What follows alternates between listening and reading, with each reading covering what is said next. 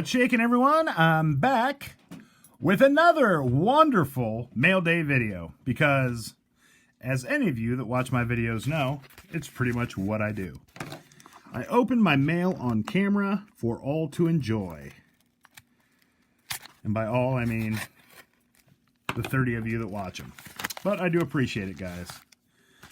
You know, when I started this, the only one that watched me was my kids, so pretty impressed that I got 100 people that actually follow my channel now. It's kind of crazy. But anyhow, this card is awesome. If you don't think it's awesome, then you're just stupid. We got the 1988 Topps Brian Bosworth rookie card. PSA graded at a 9. This is the only one of these I open. I think I may have one on ComC. Now, it's a little bit odd for me because I actually hated Bosworth when he was in college. Because Bosworth, the two best linebackers in college were Bosworth and Chris Spielman. And Chris Spielman was much, much, much, much, much better than Bosworth. Always was. But Spielman's not a Bosworth kind of player. Spielman wasn't flashy. Spielman just went out and got the job done. And then Spielman went pro and went out and got the job done for 10 years until injury ended his career. Bosworth played about 3 years and got run over by Bo Jackson. But either way, it's still an awesome card. And I have softened. This is kind of an iconic card from my day, from my youth. The 88 Topps Bosworth and the 88 Topps Bo Jackson were both just big ones. And I am a big fan of this card. And I think it's that one's gonna go up too. People are getting back into it, and people are gonna be thinking about it just like I do, remembering 1988 and wanting that Bosworth. But that one's for the personal collection. It's the only one I own, other than I think one on ComC, which I won't send for that one. I'll just leave it on ComC and eventually sell it, I'm sure. I have never had, until these last couple videos, I've never had so many people cram multiple cards into small top loaders. All right, I have been looking for these babies. I'm excited. I've wanted to get these cards for ages, and they came a long time ago. They've been sitting here in my mail, and I just haven't got to it because my mail gets all mixed up, and I don't know what came when. So I'm probably opening stuff that came yesterday. I'm opening it today, and I'm leaving stuff in there from 2 weeks ago. But anyhow, what we have here is a lot of two 2019 Panini Prism Gardner Minshew II rookie cards. SGC 10s. Minshew is a guy that you can still pick up pretty cheap, guys. I think I paid, I don't know, 60, 70 bucks for these each a piece. I know my buddy just got one the other day for like 50. Not as flashy. He's not doesn't have the Kyler Murray hype or anything like that, but if you ever watch a guy play, Gardner Minshew is a winner. He finds a way to get it done, and he's a personality. People love the personality. They love the mustache. They love the short shorts. They love everything about Minshew. So as long as he can produce on the field, as long as he can win games, that card's really, really got the potential to go up in value. I'm not it's not like I'm a Gardner Minshew fan per se, but I do like him. And when you look at all the other rookie quarterbacks, I mean, he's one of the few that is guaranteed a starting job that is still affordable. I mean, he's the starter in Carolina, period. Or I'm sorry, in Jacksonville. He is their starting quarterback. There's nobody else for him to contend with. He's starting. And he did well last year, so I don't know why he's not more highly regarded right now. Maybe because he's so goofy looking. Oh, this is cool. This is cool. I finally got this card. I actually somehow never had one. The 1979 Topps James Lofton rookie card. PSA graded in a 6. As a 6. Excellent to near mint condition. This is definitely another personal collection card, not something I'm looking to sell. You'll notice when I buy cards, if it's for my personal collection, I look at the centering. I look at the corners. I mean, I make sure it's a decent looking card. But I'm not very concerned with the grade at all when it comes to my personal collection. Now, if I'm buying something to flip, like, for example, a Minshew, you got to have the 10. Yeah, you don't have to have the 10. You got to have a 9 or a 10. But the value is just exponentially more when it's graded as a 10. Now, in terms of just being a collector and getting a card that I like, something I'm going to keep in my personal collection, I'm good with almost any grade. I don't like them if they're terribly miscut. If it's like a miscut Lofton, wouldn't do it for me probably. A miscut Thurman Thomas, I can live with. But anyhow, awesome card. 79 tops. Hall of Famer James Lofton. Rookie card. First one I own, too, if you can believe that. And then another one. As you know, I'm pretty much hoarding Barry Bonds at this point. And I have been hoarding Barry Bonds for... That's on the wrapper, not the slab. Been hoarding Barry Bonds for about a year now. I have to have 20 graded Barry Bonds cards. Not that I'm a huge Bonds fan. I'll definitely keep one of each for my personal collection. But he's I hate to use the term investment because it's like a bad word in the hobby now. But he is an investment for me. I believe he's going into the Hall of Fame. And I believe when he does, his cards are going to go up quite a bit. Actually, they already are going up. I don't know how many of you pay attention to prices on stuff like this, but Bonds has already gone up dramatically in the last 6 months. So I think he's going to continue going up because he's going to make it in the Hall of Fame. Filmington did that video, and his contention is that they're not going to get voted in. The Bonds and Clemens are not going to get voted in, but 2 years after that, which would be 12 years after they quit playing, they can be voted in by the Veterans Commission or Veterans Committee. And if it goes that long, that'll definitely happen. They will get voted in by the Veterans Committee, but I believe that I think the sports writers are going to vote them in. I think they're going to make them sit out the full 10 years and then vote them in here at the end. Next card. We got a 2015 Bowman. Just regular Bowman. Man, these slabs, guys, I'm telling you. Once you get the SGC slab in your hand and really take a look at it, and this is not even, this is an older one still, you're going to understand. These are the best slabs in the business. I don't care, in my opinion, obviously, but I don't care what anyone says. They're great. These things, they just feel so good. They're awesome. But 2015 Bowman, Andrew Benintendi, first Bowman card.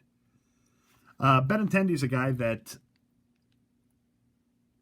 had a great rookie year and then took a step back last year. But his step back last year wasn't anything that concerns me too much. I mean, it happens. Guys have good years and average years, or slightly below average years. But he's young. He's good. He does it all. He plays in a good market, playing for the Red Sox. And the card's a Gem Mint 10. So I picked her up. I like Benintendi. I like him a lot in fantasy because he's way undervalued in fantasy. Fantasy baseball has helped me a lot in collecting sports cards, or at least I think it's helped me a lot in collecting sports cards, because if you look at the guys that are undervalued, or the guys that I feel are undervalued in fantasy baseball drafts, their cards are usually undervalued too. So it's made it really easy for me to pinpoint who I want to go after, or who is a good deal, at least a good deal by my rationale. All right, next card. What do we got here? Oh boy. That's a real beaut, Clark. We got the 92-93 Topps Archives Hakeem Olajuwon. Not a rookie card, not even close. Not even sure exactly. I haven't even done any research on the Topps Archives basketball set. But I thought it was a really cool card. As you know, I'm a sucker for the 83 and 4 designs. The baseball design. But I'm a sucker for it. I love it. And basketball's hot right now. I bought this card for next to nothing.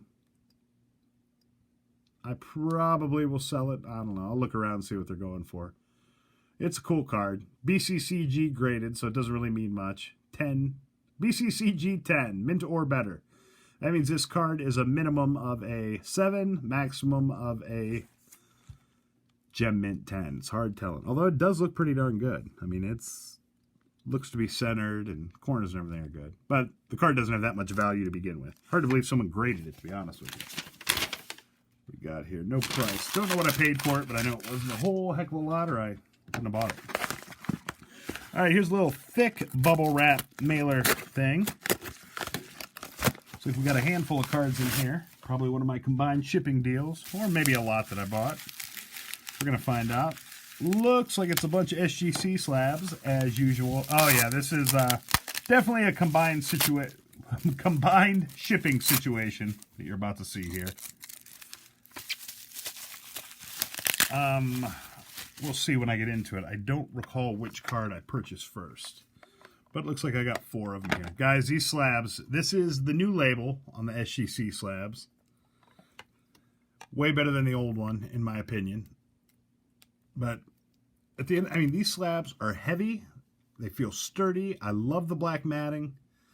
I just love everything about them. I really do. And I'm excited because SGC is going to start getting their proper due when it comes to modern cards. And it's about damn time. And they're probably, I think they are the cheapest place to grade. At least the cheapest of the big 3. Cheapest legitimate place to grade. And the fastest turnaround time. So, all right, anyhow, we got the 75 Topps Tom Seaver. This is a SGC 6. Excellent condition. Excellent to near mint? No. Excellent to near mint condition is 6, huh? I don't necessarily collect Seaver, but this was a deal where I purchased one card from this guy and then went through and looked at what else he had going and ended up buying a bunch of other cards from him at very good prices just to combine the shipping. Look how bad that looks. Not cool. But awesome card, awesome slab. I love it. Here we go. This would be the first card that I bought. Look at this, baby. Look at this. The 75 Topps Thurman Munson. Canton's own Thurman Munson. I know, he was born in Akron, Ohio. Born 6/7/47, Akron, Ohio. Home, there it is, folks. Actually on card. Home, the Hall of Fame city, Canton, Ohio. That's right, people. Of course, he wrecked a plane here in Canton, Ohio, and pretty much ended him. His son's opened multiple bars in the area, and I won't get into all that, but his boy is kind of I won't get into it. Don't know who's watching. But anyhow, here we go. The captain, 75 Topps, Thurman Munson. This is the first card out of this lot that I purchased, and this is, I won an auction for this, and that's when I determined that I'd buy more because I could combine shipping and get a really good deal on this stuff. Awesome card. 75 Topps, Thurman Munson. From Akron, but his family's still here in Canton too, by the way. Next up, we got the 76 Topps, Jack Ham, SGC graded at a 6.5. Excellent to mint condition. An 82. I'm not a Steelers fan in any way, shape, or form. But I do appreciate, I appreciate the Steelers players from the 70s and early 80s. I've always liked Jack Ham. I really like Jack Lambert. He's a Kent State guy. Where, by the way, I just applied to Kent State, if you can believe that. At my age, I'm going back to college. This pandemic has really opened my eyes to a lot of things. But anyhow, 76 Topps, Jack Ham. SGC graded at a 6.5. What is it? 1, 2, 3, 4, 5th year. Cool card. And last but not least, 1979-80 Topps basketball, Jamal Wilkes. I bought this card because it was $1, and I was already buying the rest of them, so, you know, the slab alone's worth $1 to me. I love them. But 79-80 Topps, Jamal Wilkes. I don't really have any opinion on Jamal Wilkes other than I remember the name. He was a first-round draft pick in 1974. Looks like he averaged under 20 points a game. But anyhow, knew the name, liked the card. It was only $1, so I bought it. All right, that's all I got for you in this video. If you like what you see, please give me a thumbs up, leave a comment, subscribe to the channel. You know that whole routine. That's all I got for you. Later. I got a little quick add-on to the last video. I was going to put the cards away, and I happened to notice one of my Minshews has a damaged slab. Slab's actually cracked. So I'm going to have to contact the seller and see what he wants to do. I want the card, but I mean, the value is pretty much ruined. Not ruined by any means, but I mean, it's going to cost, what, 10, 15 bucks to re-slab it? And that's clearly damaged. So unfortunately, I don't know if it happened in shipping or what, but I'm going to have to deal with that. All right, just wanted to give you a little update. I'm distraught. Time to message the seller. Thanks for watching. Later.